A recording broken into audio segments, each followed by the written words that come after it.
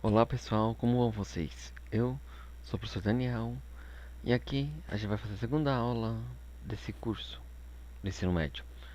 A gente vai ver o que é a autodestilradora e a leitura de documentos. Sempre falam no site mídia o que é a autodestilradora, mas raramente expandem. Aqui eu vou mostrar como é que ele funciona a partir do BNCC, que é o Currículo Nacional. Então, primeira coisa, vamos dividir em duas etapas. Tem identificação, contextualização, comparação, interpretação e análise. A gente vai pegar uma obra e fazer esse caminho para ela. Você também pode perguntar, pegar o documento. O documento pode ser qualquer uma das funções que eu passei na última aula. Então, de que material é feito, como foi produzido, para que serve, quem consome, se o significado mudou com o tempo e espaço, como cada indivíduo descreve o mesmo objeto, os procedimentos de análise utilizados são sempre semelhantes ou não, e o porquê, que é a pergunta genérica. Portanto, você pega, por exemplo, um vaso de 100 anos atrás, para que servia? Quem consumia? Você pega, por exemplo, uma carta que uma pessoa mandou para outra, um e-mail. O significado mudou com o tempo? Eu descrevo de uma forma, a outra pessoa descreve de outra. Como foi produzido? O método de produção ainda é o mesmo?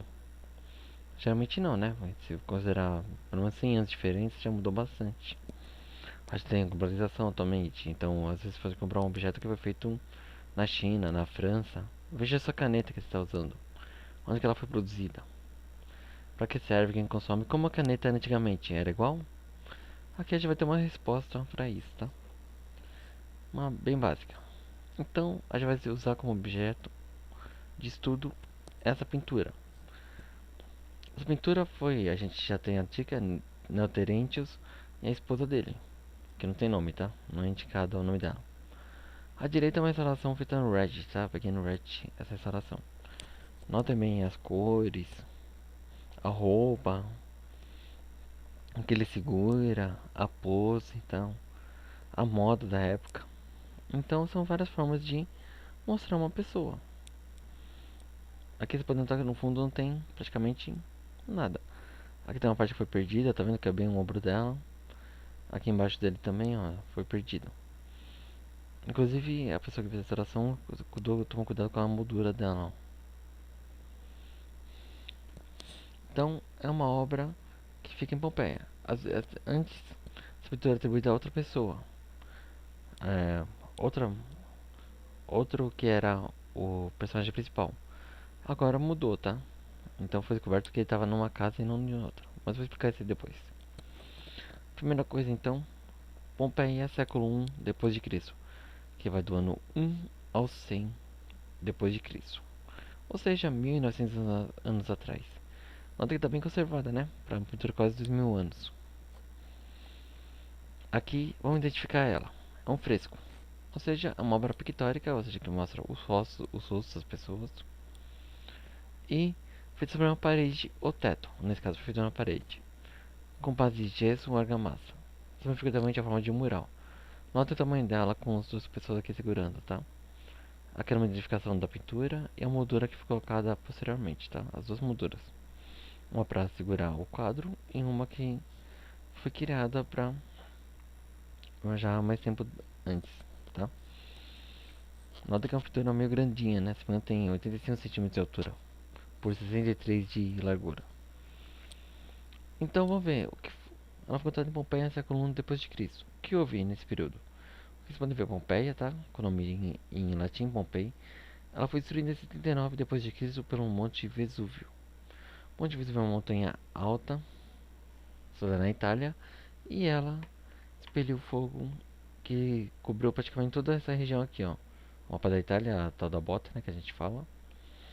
Então, Pompeia, Herculano são as mais famosas cidades dessa época, tá? Que foram destruídas pelo Vesúvio e estão em escavação arqueológica. Descobriram coisas recentemente, como um fast food da época recentemente. Mas a gente vai focar nisso, a gente vai ficar onde foi a pintura foi achada, em Pompeia. Então Pompeia era uma cidade até promissora na época, mas foi destruída pela lava do Monte Vesúvio. O Monte Vesúvio, inclusive, teve uma erupção em 1944. o que não faz muito tempo, né? Cerca de 60 anos atrás, 70. Aqui vocês podem ver o Monte Vesúvio ao fundo e Pompeia, aqui o que sobrou dela. Atualmente existe uma outra cidade chamada Pompeia, que é um pouquinho distante da Pompeia onde a gente estava. Vocês podem ver, ó, o Monte Vesúvio tá aqui, ó.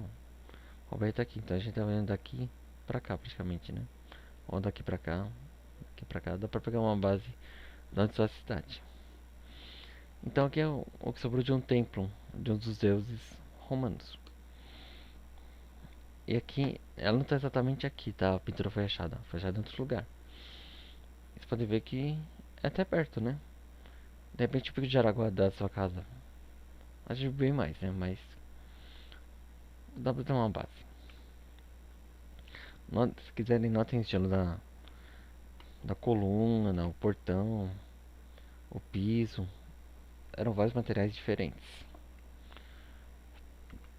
Então, contextualização. A gente vai ver onde ficava essa pintura.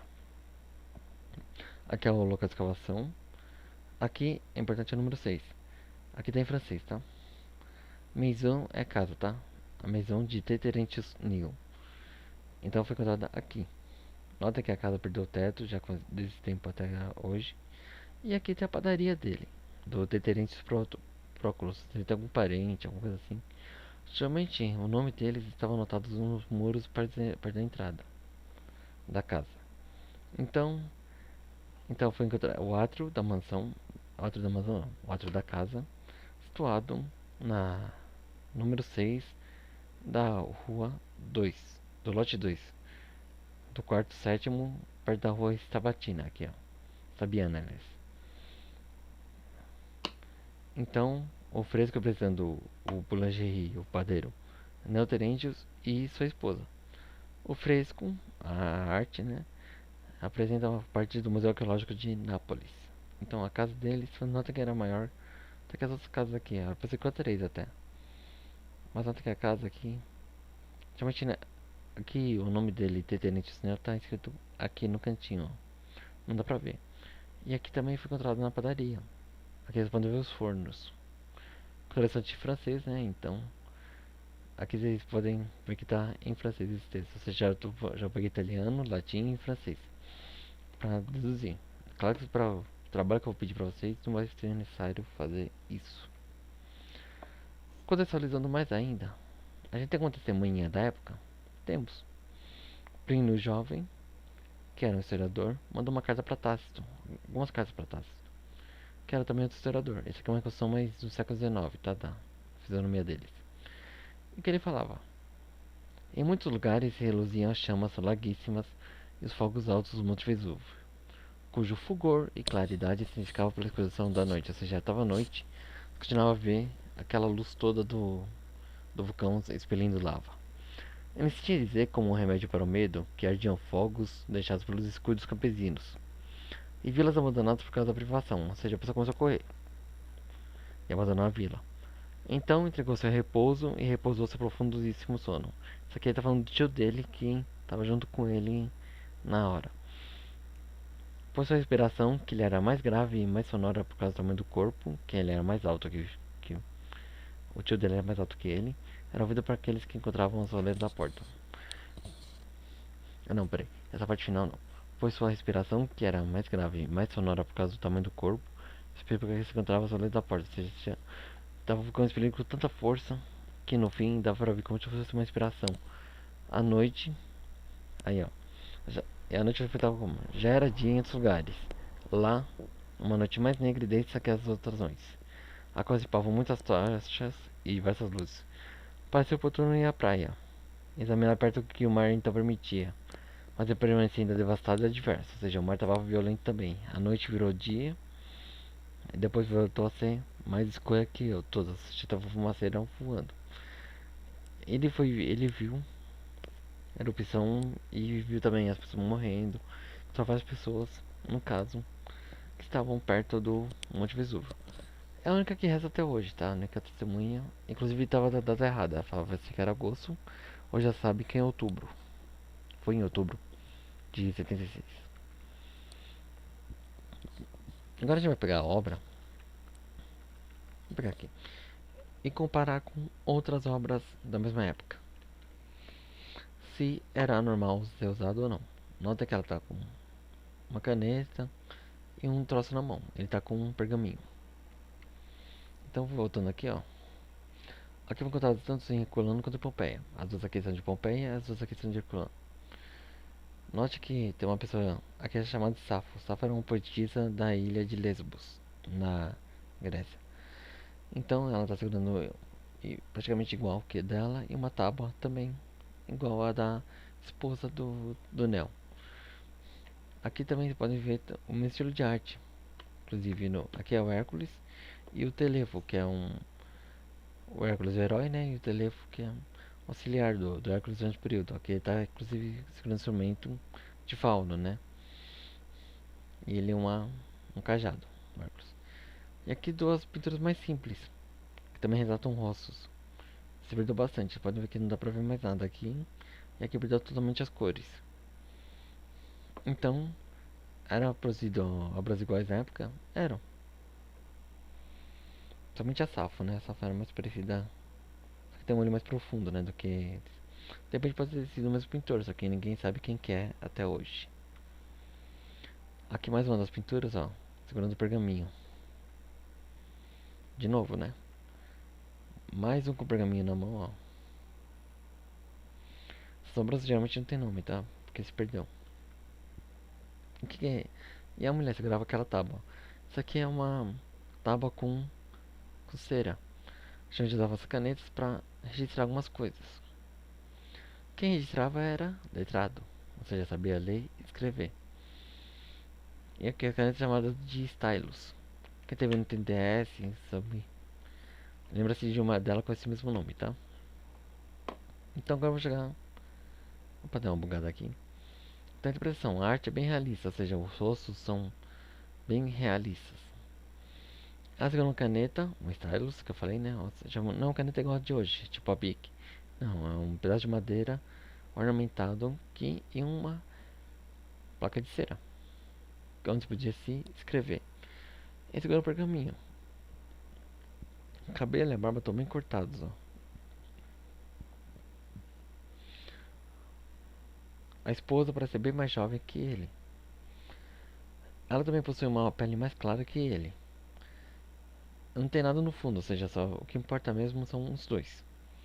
Por fim, ambos caras, o espectador. Você pode ver que o olho dela tá um pouquinho mais pro lado, mas ele tá olhando direto pra gente. Só que o corpo deles está um pouco levemente inclinado, ou seja, eles estão tortos e olhando pra gente. Então, a parte de pesquisa aqui é mais uma restauração, tá? Da obra aqui, feita modernamente. Feita por Photoshop mesmo. Então, vamos seguir a moda da época. De quando? Do início do primeiro século em Roma. Então, a roupa vermelha indica que ela é aristocrata. Ele usa a toga, que é um símbolo romano. Que era geralmente quem usava eram os aristocratas. Então, ele sabe ler e escrever. Ela sabe ler e escrever, ou seja, ela tem importância pra caramba pro casal. Já que ela sabe ler e escrever. Então, a caneta, a stylus, né? E a tábua de cera. Ele vai chamar toga e provavelmente o pergaminho do casamento. Ou seja, provavelmente isso aqui é uma obra retratando o casamento dos dois. Ele trabalhava em uma padaria. Então, porque a gente sabe que é moral para as inscrições que estavam lá na cidade. Então, agora eu vou deixar dois exercícios para você. Vocês vão criar uma conclusão com 5 linhas sobre a obra mostrada. Ou seja, essa aqui. O que vocês vão entender sobre essa obra? 5 linhas, bem pequenininhas, assim, só para indicar que vocês aprenderam analisando essa obra. Por fim, quero descobrir do que se trata esse. Aqui eu peguei um jogo de videogame bem antigo. O nome dele é River Raid. Ele foi lançado para que console, para que servia, seja, você pode usar tanto esse esquema aqui, quanto esse para explicar que jogo é esse. Ou seja, quando foi criado, para que servia, como se jogava, se já jogou ou não. É um jogo bem antigo, tá? Dos anos 80, ou seja, 40 anos atrás praticamente. Por fim, aqui são as fontes que a gente usou. Muito obrigado e tenha um bom resto de dia.